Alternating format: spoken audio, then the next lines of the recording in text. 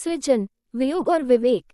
एक कहानी। शहर के बीचों बीच बसी एक छोटी सी कॉलोनी में एक सामान्य से परिवार का लड़का सृजन अपनी कल्पना और मेहनत से बड़ा बनने का सपना देखता था। बचपन से ही वह किताबों का दीवाना था। उसके विचार उसकी उम्र से कहीं आगे थे। सृजन का मानना था कि जीवन में सबसे बड़ी शक्ति विवेक है, जो हमें सही और गलत के बीच अंतर सिखाती है। सृजन का परिवार बहुत बड़ा नहीं था। उसके माता पिता और छोटी बहन अनु। उनके पास साधन सीमित थे, लेकिन उन्होंने सृजन और अनु को अच्छी शिक्षा देने में कोई कसर नहीं छोड़ी। सृजन को लेखन और कला का शौक था। वह अक्सर अपने कमरे में बैठकर कहानियां लिखता और उन्हें अपने दोस्तों को सुनाता।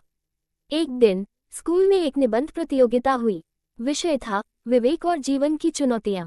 सृजन ने उसमें हिस्सा लिया और उसकी कहानी ने सभी का दिल जीत लिया। उसका निबंध पहले स्थान पर आया। ये पहला मौका था जब सृजन, वियोग और विवेक।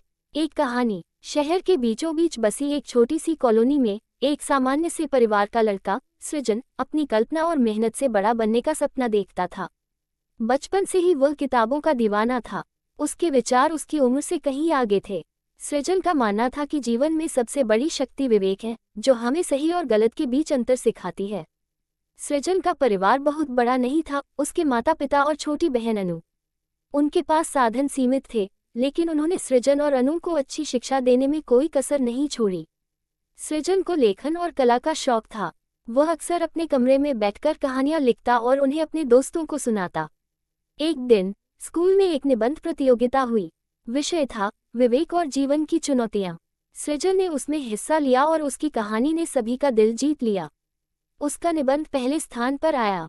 ये पहला मौका था जब सृजन ने महसूस किया कि उसकी कलम में जादू है। वियोग का पहला अनुभव। स्कूल की पढ़ाई पूरी कर सृजन शहर के सबसे बड़े विश्वविद्यालय में पढ़ने चला गया। वहां उसकी मुलाकात आशा से हुई।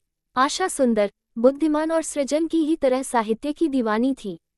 दोनों के विचार, सपने और भावनाएं जैसे एक दूसरे से जुड़ गए। सृजन और आशा का रिश्ता दोस्ती से आगे बढ़ा और प्रेम में बदल गया। लेकिन ये कहानी जितनी सुखद थी, उतनी सरल नहीं। आशा का परिवार बहुत पारंपरिक था और उन्होंने सृजन के साथ उसके रिश्ते को स्वीकारने से मना कर दिया। आशा अपने परिवार और सृजन के बीच फंस गई। विवेक के नाम पर उसने सृजन से दूरी बनाने का निर्णय लिया। वह कहती, सृजन, कभी कभी जीवन में सही निर्णय वह नहीं होता जो दिल चाहता है, बल्कि वह होता है जो समाज की भलाई के लिए हो। सृजन इस वियोग से टूट गया।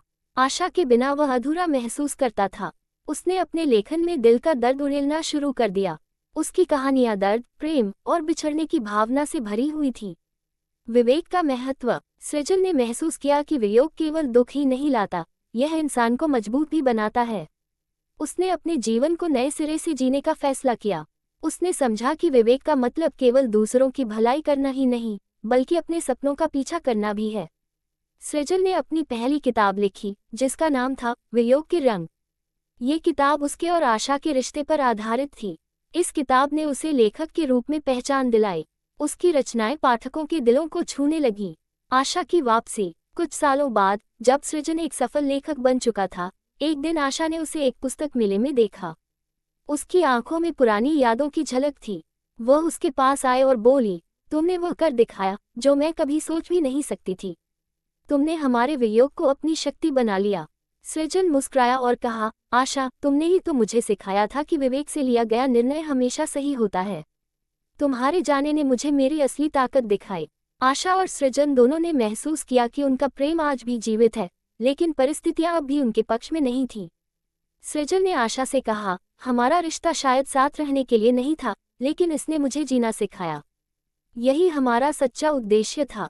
जीवन का संदेश। सृजन की कहानी हमें ये सिखाती है कि वियोग और कठिनाइयां जीवन का हिस्सा हैं, लेकिन उनका सामना विवेक से करना ही हमारी